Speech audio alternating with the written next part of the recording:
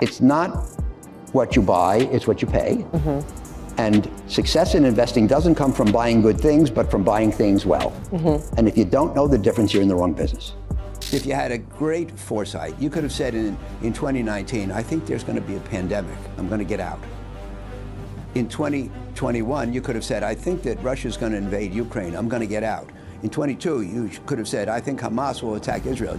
I'm going to get out. This is the biggest change in the environment that I've seen probably in my career. Sounds like a dystopian movie, right? Tariffs are threatening to undo all of that. Howard Marks' warning is a wake-up call. Imagine a world where the prices of your favorite gadgets skyrocket. The stock market comes the chaos like it is now. The US dollar's global dominance is at the risk, thanks to tariffs. In the recent Bloomberg interview, Marx warned that tariffs are changing everything. So, what does this mean for the economy and for you? Stick around and let's break this down. First, let's talk about the man behind the warning. Howard Marks is the co-chairman of the Oakley Capital, powerhouse in the investment world. This guy has a track record which is very, very, very hard to ignore. Why? Because he's the one who predicted the dot-com bubble in 2000. He's the one who predicted the Great Recession in 2008. He's the one who predicted COVID market bubble in 2021. When Howard Marks speaks, the financial world listens. And on April 7th, 2025, he dropped a bombshell interview on Bloomberg that got me, especially me, even everyone, talking about this. This is the biggest change in the environment that I've seen probably in my career. We've gone from free trade or world trade and globalization to this system which implies significant restrictions on trade in every direction. I know you all know about tariffs. Simple, in a simple language, they are taxes on the imported goods coming in from the border, and that's when it gets taxed. Think of them as a fee the US government charges on the stuff coming from the other countries, like steel, aluminium, even your iPhone or iPhone components. You talk about your headset, everything.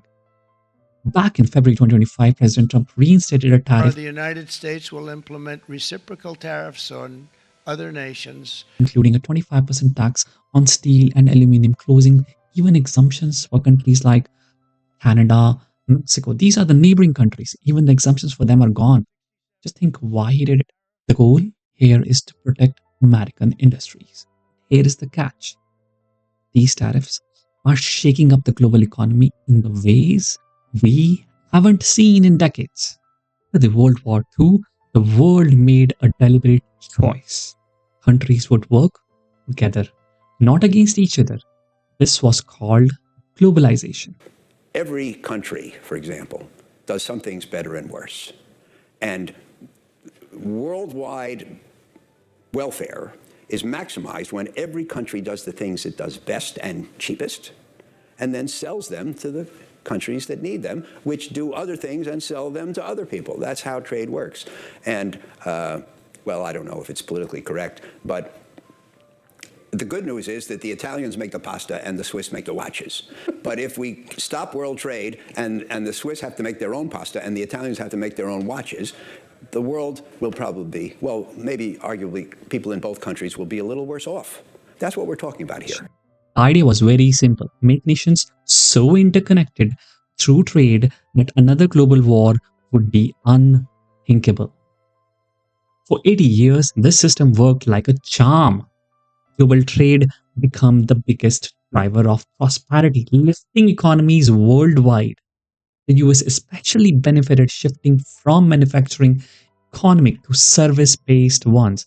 Instead of making iPhones for $1 an hour, we outsourced that to countries like China and India and focused on high-value industries like technology and finance.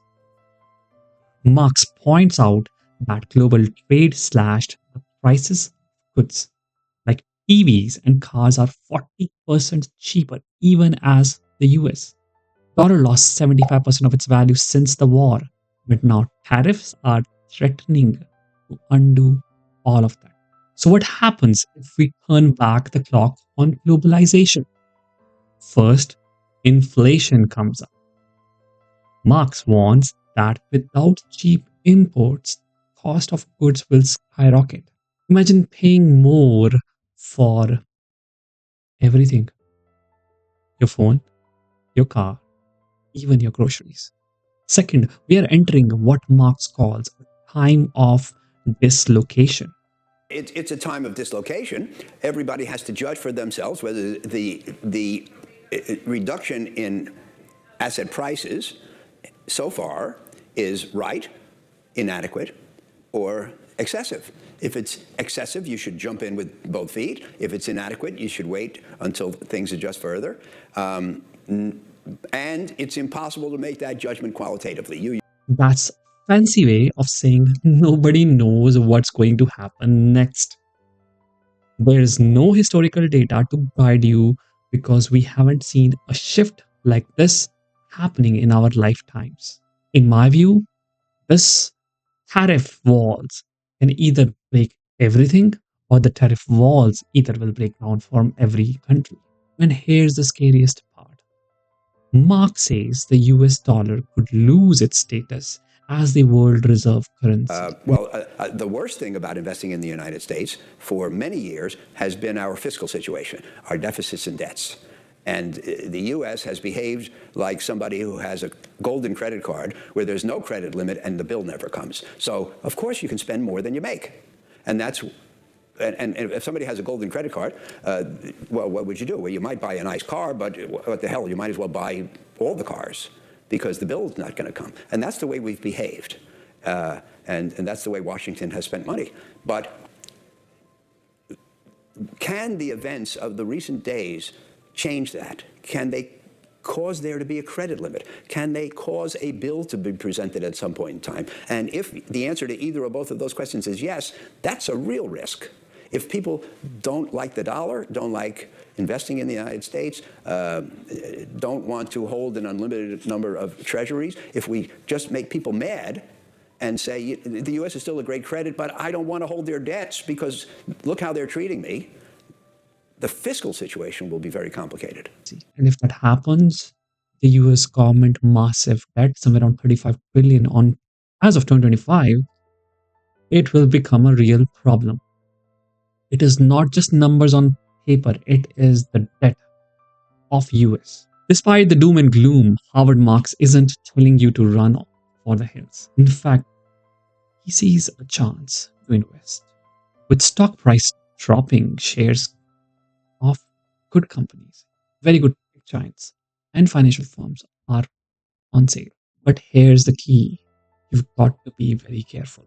Mark says this isn't the time to bet the house. Instead, he is leaning toward credit investments, where yields are nearly 8%, offering a safer bet than stocks right now.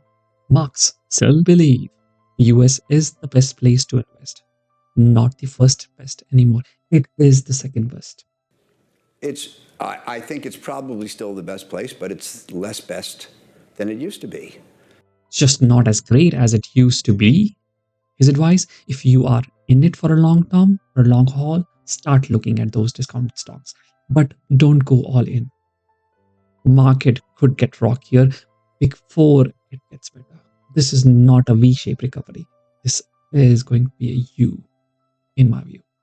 Howard Marks' warning is a wake-up call. Tariffs could change the global economy as we know it. It will bring higher prices, more uncertainty, and risks to the US dollar. But they are also opening doors for smart investors who can navigate the storm. In my view, and based upon his theories, this isn't over yet.